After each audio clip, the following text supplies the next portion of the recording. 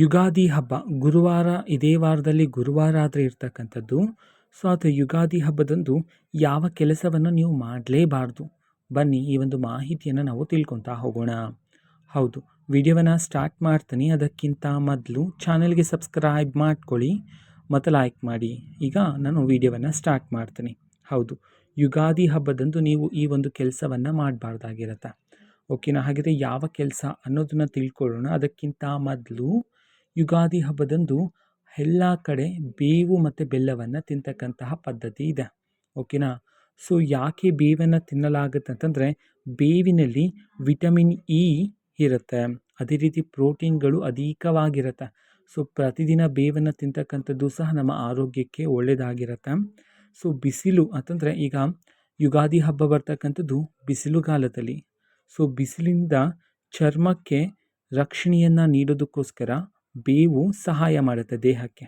ಓಕೆನಾ? ಸೊ ಇದು ಒಂದು ಕಾರಣ ಆಗಿರುತ್ತೆ ಬೇವನ್ನು ತಿನ್ನೋದಕ್ಕೆ.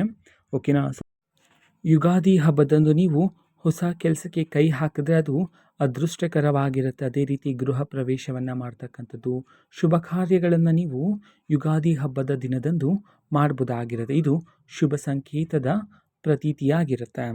ಅದಾದ ನಂತರ ಯಾವ ಕೆಲಸವನ್ನು ನೀವು ಯುಗಾದಿ ಹಬ್ಬದ ದಿನದಂದು ಮಾಡಬಾರ್ದಾಗಿರುತ್ತೆ. ಸೊ ನೋಡಿ, ಯುಗಾದಿ ಹಬ್ಬ ನಮ್ಮ ಭಾರತೀಯರಿಗೆ ಇದು ಹೊಸ ವರ್ಷದ ರೀತಿ, ಹೊಸ ವರ್ಷದ ಮೊದಲನೇ ದಿನ ಆಗಿರುತ್ತೆ. ಸೊ ಈ ದಿನದಂದು ಭಕ್ತಿಯಿಂದ ದೇವರಿಗೆ ಪೂಜೆಯನ್ನು ಮಾಡಬೇಕಾಗಿರುತ್ತೆ. ಓಕೆನಾ? ಸೊ ಮನಸ್ಸಿನಲ್ಲಿರ್ತಕ್ಕಂತಹ ಎಲ್ಲ ಕೆಟ್ಟ ಆಲೋಚನೆಗಳನ್ನು ಬಿಟ್ಟು ಭಕ್ತಿಯಿಂದ ಮನಸ್ಸಿನಲ್ಲಿ ಮೇಲೆ ಒಂದು ಇಡಬಾರ್ದು. ಸೊ ಭಕ್ತಿಯಿಂದ ನೀಟಾಗಿ ದೇವರಿಗೆ ಪ್ರಾರ್ಥನೆಯನ್ನು ಮಾಡಿ ಪೂಜೆಯನ್ನು ಮಾಡಬೇಕಾಗಿರುತ್ತೆ. ಓಕೆನಾ? ಸೊ ಇಷ್ಟು ಮಾಡಿದ್ರೆ ಸಾಕಾಗುತ್ತೆ. ಸೊ ಜೊತೆಗೆ ಮುಂದಿನ ವಿಡಿಯೋಗಳಲ್ಲಿ ಇನ್ನಷ್ಟು ಯುಗಾದಿ ಹಬ್ಬಕ್ಕೆ ಸಂಬಂಧಪಟ್ಟಂತಹ ಮಾಹಿತಿಗಳು ನಿಮಗೆ ಸಿಗ್ತಿರುತ್ತೆ. ಅದಕ್ಕೋಸ್ಕರ ಚಾನೆಲ್ಗೆ ಸಬ್ಸ್ಕ್ರೈಬ್ ಮಾಡ್ಕೊಳ್ಳಿ. So thank you, bye.